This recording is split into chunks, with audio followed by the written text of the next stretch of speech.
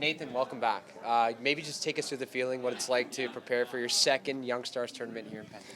Yeah, it's really exciting. Obviously getting to go here last year was pretty special and get to learn from everyone and kind of see what it's like out here, the city, being in Penticton, and then obviously the gameplay, how quick it is, and facing everyone's shots and seeing how high the level is. And to be back again is pretty surreal. Knowing what to expect and getting to see some of the guys you played with last year. So it's pretty nice. It's awesome. It's a bit of a whirlwind year for you last year. You get drafted, then immediately you're here, then you kickstart a season where you played 3,000 minutes for Flint.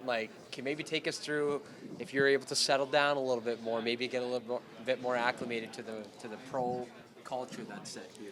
Yeah, I definitely took some downtime after to kind of rest your body a little bit because it's a lot of time you spend playing hockey throughout the season and takes a wear on your body. So obviously it's really important to recover and really take care of yourself. So I felt I've done a really good job at doing that. So now coming into here, I feel I'm very prepared to take the workload here. A lot of hockey last year, 3,000 minutes. You played in, close to 50 games. Maybe take us through what it was like trying to balance that workload at that level. Yeah, it was awesome. I was very grateful for the opportunity, obviously, to play that many games and to have that trust kind of on me to be a net for those moments. It was pretty special, but a lot of it was just kind of ups and downs, right, throughout the season. Playing a lot, there's going to be ups and downs, so it's just kind of just learning how to handle it and take care of myself throughout those times, because a lot of times you're playing 3-3s, 3-4s, so it's just making sure you're taking care of your body and getting ready for each and every game. Tony talked about how much of a whirlwind it was last year after you'd just been drafted and then you show up at this camp. But now that it's your second camp coming in this year, how much is your mindset different compared to what you came in last year with? I think it's a little bit better for sure, because obviously coming in last year there's a little bit of nerves and unknowing what to expect, right? Everyone's new, playing with a new group of guys and you don't know what to expect coming in. Whereas now I think now that you've got a few games under your belt and I've been here before, I think there's a lot more confidence, a lot more excitement too, being back. Know a bunch of the guys, so there's a lot of chemistry with the team too. So I think it's just a lot of excitement and confidence, ready to again play some games. Right before we started, you called being out on the ice the happiest place on earth, and just even being here wearing this logo. What is it like for you, and how much do you just try and embrace that every moment? Yeah, it's a dream come true. Obviously, it's been a goal since I was little, probably about 3 years old. You're dreaming of being here, right? So any chance I get to put on the Oilers logo is pretty special, and it's pretty emotional too, because it's a dream come true. It's something I've worked towards my whole life and spent a lot of time and hard work doing. So it's awesome, and like I said, it's anytime I get to wear the Oilers logo or be out here, it's the happiest place on earth, and couldn't be happier to be here. You mentioned that stamina last year, playing all those games. Just when it comes to the technical side of things, what are you kind of looking to improve on this season? I think cardio for sure. Playing a lot of games, you have to have good lung capacity, strong legs, right, to be able to keep up with the play and play that many games. So I think a lot of it's just making sure the overall cardio is good, full physical conditioning is good, and then obviously mentally sharp too, to be able to go through all those ups and downs, and playing through the games got to be mentally sharp and physically sharp.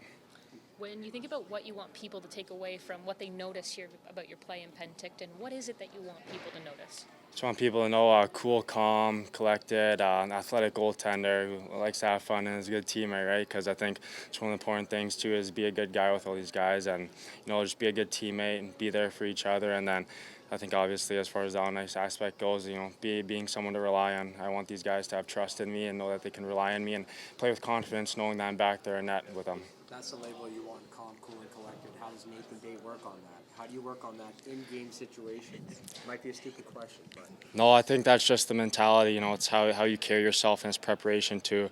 I find that if I prepare well and I know I'm prepared enough, I know that I'm mentally calm and cool on the ice, and I know I can be calm, cool, collected, and there's not really much going on in my mind other than stopping the puck. Just to get a little introspective here, it's been your dream since you were 3 years old. How do you kind of navigate through a week like this where it means so much to you, but you also don't want to put so much pressure on your own shoulders where you're not playing to your capacity? How does an athlete balance that aspect of it? I actually had a good saying. One of the trainers told me back at when we were doing testing the other day. He said you can't be. I'm pretty sure he said you can't be grateful and nervous or anxious at the same time. So he said if you're just thinking about being grateful in the moment, you can't be nervous or anxious. So I kind of took that before I did testing and kind of applied it. I think it's a really good saying. It's just being grateful, living in the moment, and just appreciating having this opportunity. And I find that kind of takes away the nerves, and you're more living in the moment and just appreciating everything. Wonderfully said. when you're here, coaches are looking at a lot of different things. Yes, what you can do on the ice, but also off the ice and who you are. I know you talk about being calm, cool, and collected, but there's the component of being a good teammate as well, and they're looking out for that as well. So you guys are all in this situation where it's a bit unique, and yes, it's competitive, but you also want to be a coherent team. So how do you navigate, being in the same position as these guys, but also want to showcase your best? I think it's just that we're pushing each other to be the best versions of ourselves. Like obviously we're there for each other and we'll help each other with whatever needed. But at the same time, when it comes on ice, we're all pushing each other to be the best versions. We're competing, we're battling hard, and I think it's just pushing each other and just being a good teammate at the same time. Because you can be competitive and push each other, and you can be friends at the same time. You'll still be there for each other, still respect each other, and have some fun. So. Because you talked about it, what are you most grateful for today? Just being here, having this opportunity. I mean, it's a once-in-a-lifetime opportunity to get to wear this logo. So any chance I get to do it, I try and take it all in and just appreciate it.